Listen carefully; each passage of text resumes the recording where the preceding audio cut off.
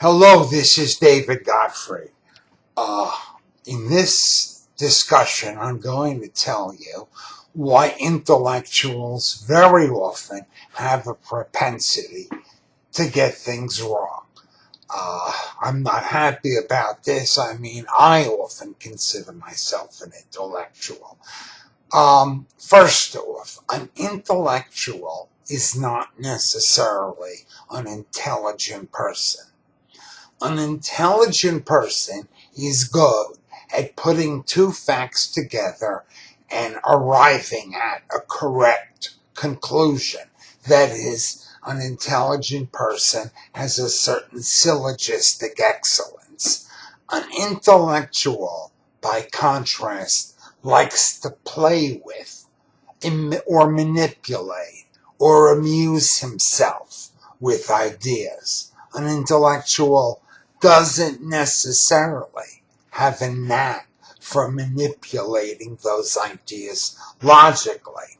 Furthermore, an intellectual very often desires to produce and fabricate outlandish ideas, not necessarily valid ideas. He wants to craft ideas that will that will shock, that will provoke, that will dramatize things in the world around him. So think, for example, of Norman Mailer and his contention that bureaucracies somehow were conducive to cancer. It sounds off the wall, but maybe he liked the idea because it was off the wall. It's the sort of thing that might have gone over well at Elaine's. Also, think of Susan Sontag. In 1968, she said, "The white race is the cancer of human history."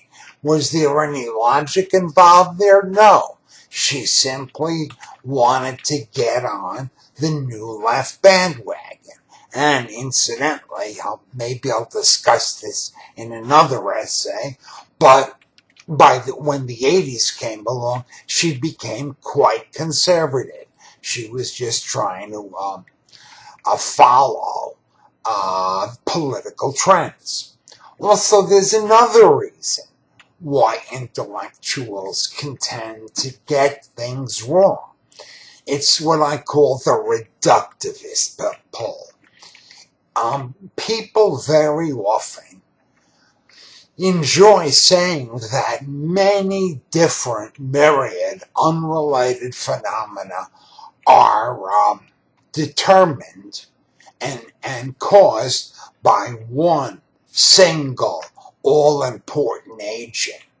So this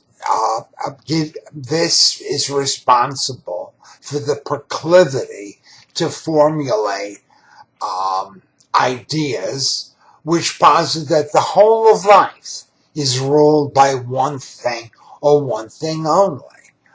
And I think very often this can be wrong. Or it might be premature. Or some people might be hasty in concluding that everything stems from just one thing. This reductivist pull arguably was propelled by the philosophy of Immanuel Kant. He said that the purpose of philosophy was to find the Ding in sich, or thing in itself, that made things tick. For him, the thing in itself, or guiding determinative thing, was singular, and hence a succession of Central European philosophers believed that everything was caused by just one thing. For Schopenhauer, it was the will to live. For Nietzsche, it was the will to power. For Marx, it was material conflict. And for Freud, it was sex. I mean, speaking of this reductivism, Freud, for example, would see a patient, for example, Little Hans, and Little Hans he believed had an Oedipus complex, and because Little Hans had an Oedipus complex, he dared to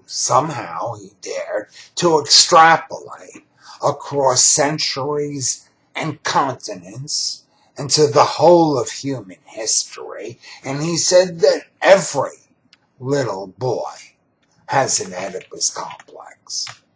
And there's another reason why intellectuals very often might produce invalid ideas.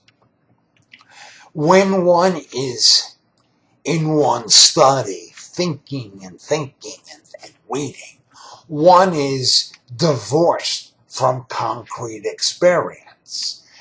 And to the extent you're not immersed in life, you may have a tendency to become enamored with fabrications in your mind that have nothing to do with reality. And each conclusion, untested by experience, gives birth to a further conclusion until a veritable metastasis of ideation has erupted from the intellectual and his lonely tower.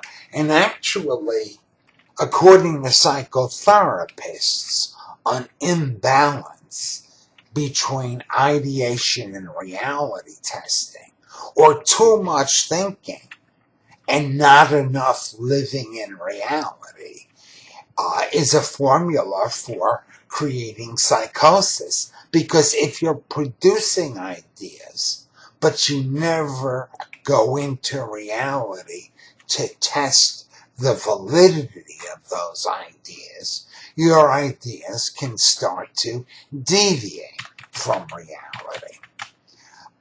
In any event, for all of those reasons, I think intellectuals very often, unfortunately, and it's unfortunate because I really like an interesting